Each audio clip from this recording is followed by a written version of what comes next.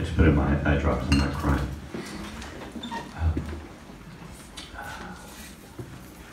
When I was in my early 20s, I moved from where I'm from in the middle of America to New York City with no intention of ever going back. And I wanted to do comedy in New York. People have said, oh, you should do stand-up, you should do stand-up.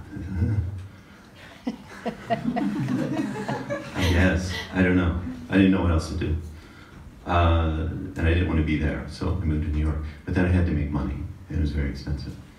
And I went to school, went to college, I didn't study, really. I didn't study banking or science, you know. I studied a lot of Nietzsche, which didn't make me too much money in New York. So I had to make money. And all I had done previously really for work was I worked at an ice cream store once, and then I had delivered a lot of pizzas, either on my bike or with the car. But I was tired of that. So I said, well, I keep hearing about these things, temp agencies. So I registered with many temp agencies, and to my surprise, periodically I would get a call, usually when everyone else was out of town. I don't really have like an administrative assistant demeanor. I'm not the smiliest. After a while though, I got something that was decent, filing or something, and then another thing that was data entry, and then another one that was answering phone calls, but in like a call center for a stock agency on Wall Street. But I was at these jobs in the morning. I couldn't stay out late. I'm there to do comedy, and I'm supposed to be at shows. And I had to get up and go to these jobs in the morning. It was very frustrating. And I thought, I don't know what to do, I don't know what to do. And in the midst of this, I was taking an comedy improv class, and one of my teachers moved, and he asked, hey, would somebody want to paint my apartment? And me and a couple of guys said, yeah, let's do that, you know. And so we did that, and in the midst of painting this guy's apartment, I realized, holy shit, I love painting. This is amazing. And I had this memory, I was like, oh yeah, you know, when I was like, I don't know, like 12 or something, I won this big citywide painting contest. So like, that was gone from my memory, but I remembered it in this moment. I remember distinctly it was snowing, and looking outside thinking, could I possibly make money from this? A few more weeks go by, and I'm told by this temp agency, the temp job, that, well, we want you to go full time. We're getting rid of all of the temps, so if you want to stay, great, but you have to be full time. I thought, oh shit, now I gotta make a decision. So I told them, I don't think I can do that. So this was on a Friday. Then I was walking around downtown in my neighborhood. I lived in a very gay neighborhood called Chelsea on the west side of Manhattan. And I was looking at flyers, a lot of flyers posted. And I thought, well, maybe this is something to do. I could make a flyer and put painting, you know.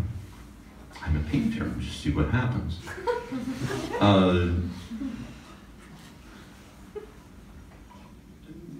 I got a call later that day, hey, we have another temp job for you. I was like, shit, I made the decision. I told him I'd take it, and then later that night, midnight on a Friday, I called him, my voice shaking, I said, I can't do it. I said, I gotta do this, you know, I gotta try this painting thing. So that Saturday, I created a flyer, and painter experienced.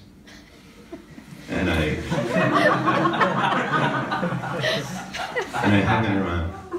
hung it around my neighborhood, and put up a lot of them, 30, something like that, 40. Everywhere, telephone poles, laundromats, wherever there was a bulletin board, walls, whatever. And within 2 hours, I got 2 phone calls.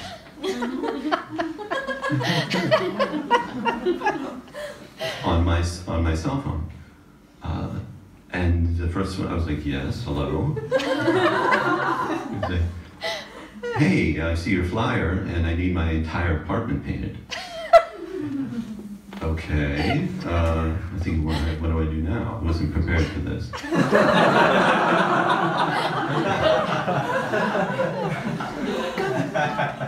I said, well, usually what I do is I look at the place first.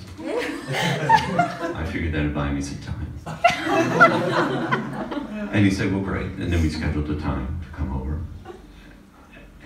And then I get, like half hour later, I got another call. And the guy asked, do you install floors? I said, sure.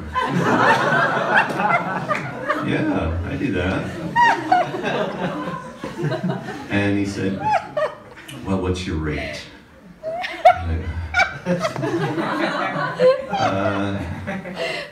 And I was thinking when I made it to temp agency, I don't know what, 13 an hour or something like that, which at that time I thought was tremendous money.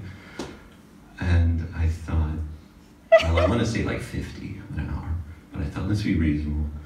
I said 20 an hour. He said, great. Come on by. And I thought, okay, great. How's Monday for you? And he said, great, come on by. I'm moving. I just need a simple floor put down, linoleum floor in a small kitchen.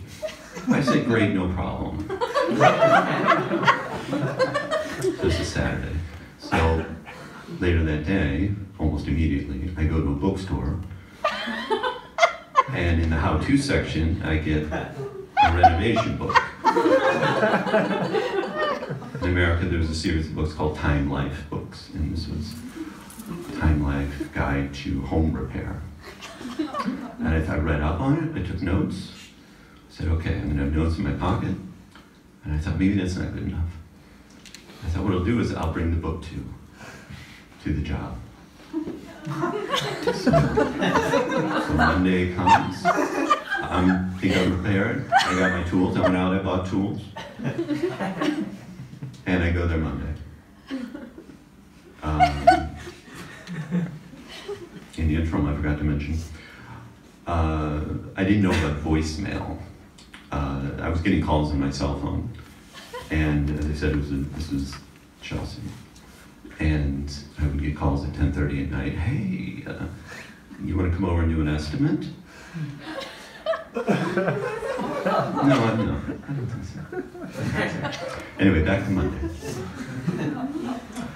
So I go there, not far from my apartment, and I walk in confident, acting like I've done this a million times.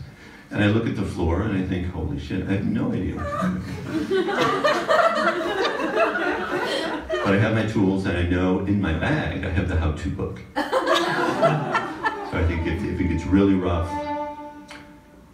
I'll jump in the bathroom. Look at the how-to book. Customer's right there, 20 feet away, puttering around, getting ready to move. Gets difficult.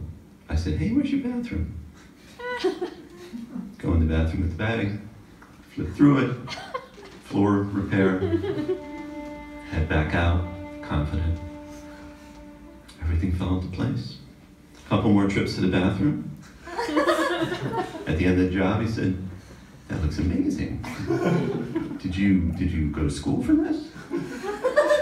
I said, yes, I did. Thank you.